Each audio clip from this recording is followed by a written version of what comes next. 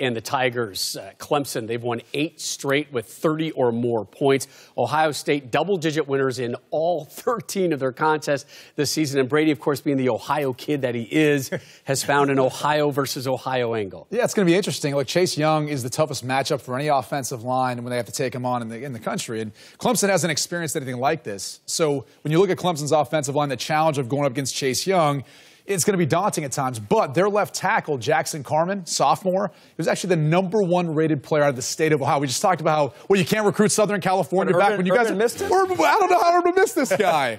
No, but look, he's the best offensive lineman on Clemson's offensive line. And I think at times you're going to see those two matched up one-on-one. And Clemson, I think, is going to put that in his hands to see whether or not he can protect Trevor Lawrence or help Travis Etienne in the run game. But I think the other thing that stands out to me in this game is this is Dabo Swinney's 5th time in the college football playoff. He not only knows how to prepare them mentally, but physically. Ryan Day, last time Ohio State was in the college football playoff, 2016, he was the quarterback coach for the San Francisco 49ers. So a different challenge, I think, for each head coach in this matchup. Yeah, there's so many. This is, I mean, talk about the talent in this game, on this field, on both sides of the ball. Picks. I know, this is unbelievable. And I think, for me, it's Justin Fields and how he handles this opportunity in this stage, going up against Brent Venables in that defense. Venables is so good. We saw what he did at Alabama last year and Tua in the national championship game. The scheme, the different blitzes, the pressures, the different looks that he's going to show to Justin Fields every single play. It's going to be up to Fields and this offensive line, the communication. I'm talking about Isaiah Simmons, one of the best players in the country. He's going to be all over the field. So I think with Justin Fields, so good. Heisman Trophy finalist.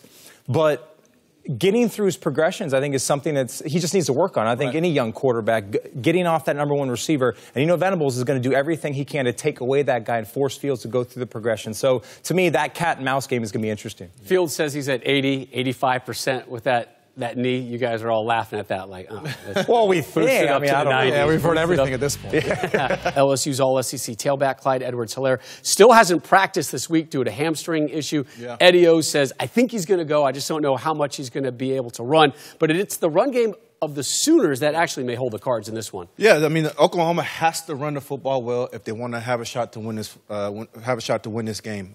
They're a man down on defense. Ronnie Perkins, one of their best sack leaders, will not be playing in this game. And to be honest, their defense has improved, but they've still showed signs of some holes that they got to fix quickly because I believe Joe Burrow is going to eat this secondary for lunch. But on the offensive side of the ball, if they can run the ball well, chew up the clock, control the time of possession, control the line of scrimmage, they will have a shot to win this football game, and then they will be in it towards the end of the game as well. But also, Jalen Hurts has to protect the football. 7 turnovers in the last 4 games. You turn the football over one time against this LSU offense, that's going to be points. Yeah, it's going to be tough. Look, I think Oklahoma should look at that Ole Miss game versus LSU and take a page out of that playbook. John Rice Plumlee might still be rushing right now. Over 200 yards, 4 touchdowns in that matchup. Ole Miss had over 400 yards rushing. So clearly Oklahoma has that ability with Jalen Hurts. The problem is it's got to be a lot of Jalen Hurts, right? Yeah. They're banged up at the running back position. It's going to be Jalen Hurts and Kennedy Brooks controlling the clock, running the football, to your point. And the last thing is LSU plays at a lot of man-to-man coverage.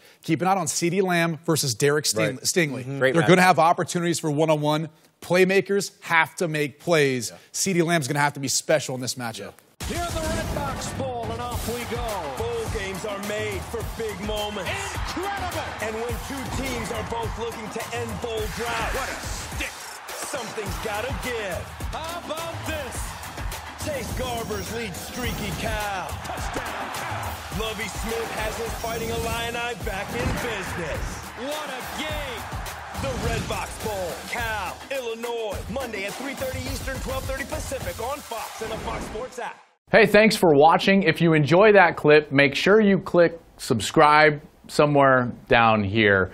From game highlights to exclusive interviews and rankings, we've got everything you need as a college football fan right here. College Football on Fox.